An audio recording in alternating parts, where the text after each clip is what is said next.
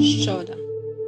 दोस्तों, ये कहानी एक रियल स्टोरी पर बेस्ड है जिसके पात्र और स्थान को बदल दिया गया है।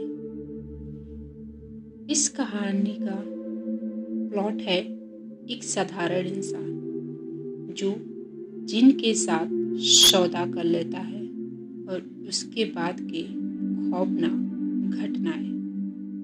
तो चलिए इसके मुख्य किरदार से मिलते हैं। राहिल, जो इस कहानी का मुख्य पात्र है, एक गरीब लेकिन महत्वाकांक्षी युवक है। फिरदौस, जो कि राहिल का पत्नी है, जो नेचर से मासूम और अपने पति से बेइंतहा मोहब्बत करने वाली लड़की है। तांत्रिक बाबा काशीनाथ, इन्हें काले जादू का उस्ताद कहते हैं, जो जिनसे संपर्क करते हैं। जिन अजलाफ, एक रहस्यमय जिन जो इंसानों के लालच का फायदा उठाता था। राशिद, राहिल का दोस्त, जो उसे गलत रास्ते पर जाने से रोकने की अपनी भरपूर कोशिश करता है। तो चलिए अब हम कहानी को स्टार्ट करते हैं। तो कहानी शुरू होती है जिन की तलाश से। रात की घनी स्याही में जब पूरी दुनिया सो रही थी, एक नौजवान अपने नसीब को बदलने के लिए एक ऐसे खतरनाक रास्ते पर बढ़ रहा था जिसका शायद अंजाम बहुत बुरा होने वाला था। वह था राहिल। राहिल की आवाज धीमी और बेचैनी से भरी थी। राहिल कहता है, काश मेरी गरीबी मिट जाए, मैं भी अमीर बन जाऊं। राशिद की आवाज, जो गहरी और चिंताजनक भाव में कहता है, राहिल, तुझे समझ क्यों नहीं आता? जिन और तांत्रिकों से खेलना बहुत खतरनाक है। तभी बाबा काशीनाथ की आवाज आती है, जो एक रहस्यमय तरीके से कहते हैं, हाँ, बच्चा, तूने जिन का नाम लिया, क्या तू सच में तैयार है इसकी कीमत चुकाने के लिए? राहिल, जो कि लालच में इतना अंधा हो चुका था कि उसने बाबा की बातों पर भरोसा कर लिया। उसे नहीं पता था कि वो एक ऐसे दलदल में उतर रहा था जिससे बाहर निकलना नामुमकिन था, जो शायद उसको और उसके पूरे अस्तित्व और परिवार पे भी बात बना सकता था। वह तांत्रिक से मिलकर जो भी जिनसे सौदा करने का तरीका था उसके बारे में जानने लगा। फिर बाबा काशीनाथ उसको जिन से सौदा करने का पूरा तरीका बताने लगे। उन्होंने कहा, यह रहा जिन को बुलाने का तरीका, लेकिन याद रखना, हर चीज की एक कीमत होती है। राहिल, जो कि आतुर था, उसने बोला, जो भी कीमत हो मैं देने के लिए तैयार हूं। एक तभी अचानक चीख आई। अजलफ, जिन की भारी आवाज, जो कि डरावनी और रहस्यमयी थी, कौन है जिसने मुझे बुलाया? राहिल की घबराई हुई आवाज आई, मैं राहिल हूँ, मैं अमीर बनना चाहता हूँ। तभी जिम की धीमी मगर हंसी भरी आवाज आई,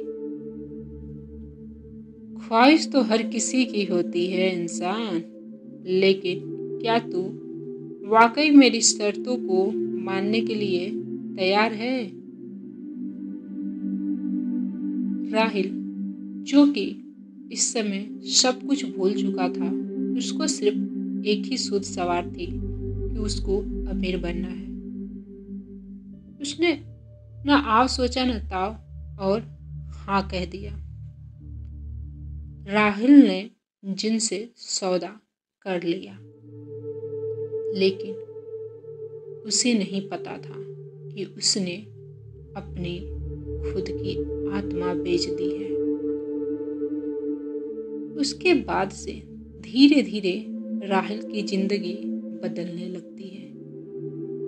उसके पास पैसा, बंगला, गाड़ी सब कुछ आ जाता है, लेकिन फिर कुछ अजीब होने लगता है उसके जिंदगी में। वो कुछ दिन इसको इग्नोर करता है, फिर वो एक दिन डरी हुई आवाज में राहिल कहता है अपने दोस्त से, फिरदौस, तुमने अभी किसी को देखा क्या? तभी फिरदौस की डर भरी आवाज आई, नहीं, लेकिन मुझे ऐसा लगता है कि कोई हमें देख रहा है। तभी अचानक दरवाजा जोर से बंद हो जाता है और फिरदौस की चीख निकल जाती है। राहिल की आवाज बेचैन और टूटी हुई आती है। मैंने क्या कर दिया? मैंने अपनी मोहब्बत को खतरे में डाल दिया। तभी बाबा की आवाज आती है, मैंने तुझे पहले ही चेतावनी दी थी। अब या तो तुझे किसी और की बलि देनी होगी या फिर। राहिल की गहरी सांस आती है। तभी जिन कहता है, इंसान, तूने जो बोया है अब वही काटेगा।